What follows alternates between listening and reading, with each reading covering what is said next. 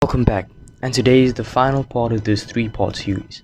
The last two parts discuss the principles 1 to 14, and today we'll be looking at the final 7. This might sound super rebellious, as if Musashi wants us to rebuke against traditions passed from generation to generation for thousands of years. Well, yes and no.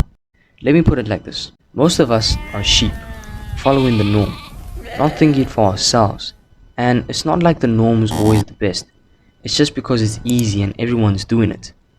So, don't go into something blindly. Question everything and get the answer to form your own idea.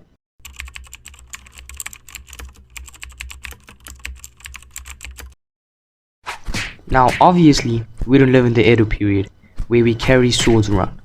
Even though we get people and gangs walking around with guns, bro, even little kids.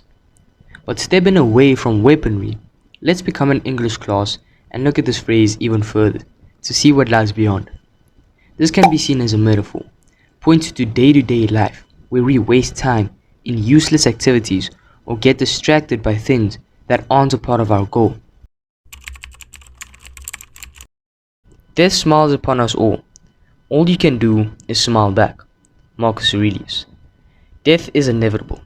There's no fountain of youth or anti-aging cream that you can use to escape death. We've all wondered what happens after you die, and I think most people are afraid of death just because of the uncertainty of it.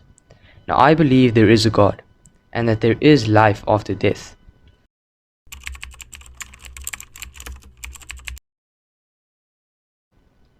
Why work your entire life to only enjoy what you have worked so hard for at the brink of death? It's funny though, because you went through all that struggle just to enjoy the last few years of your life. Musashi was a minimalist and cared more about his health, honor, and strengthening the mind, because he knew that no man can take away the power of the mind.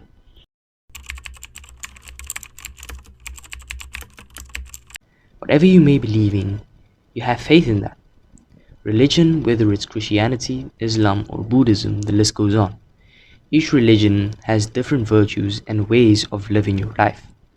We are given the freedom to choose and follow these principles, but believing in God or other deities for that matter doesn't mean we aren't responsible for our own lives. Taking charge of your own life is important. We all struggle, some more than others, and sometimes that pain and hardship is too much to bear.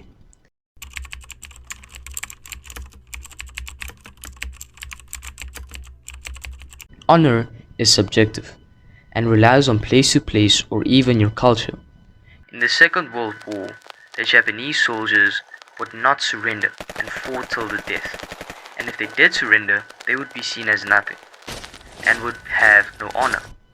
Personally, I see this as leaving something of value to the world and next generations to come, not just existing and living a self-centered life, but to think lightly of yourself and deeply of the world. To not stray from the way means to stay committed and consistent on your goal and purpose. It also means that you shouldn't abandon your values and virtues.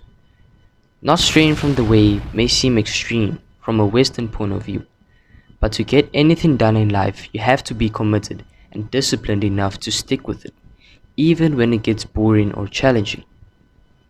And that, ladies and gentlemen, concludes the final part of this three-part series. I hope you enjoyed it, and I'll see you next time. Goodbye.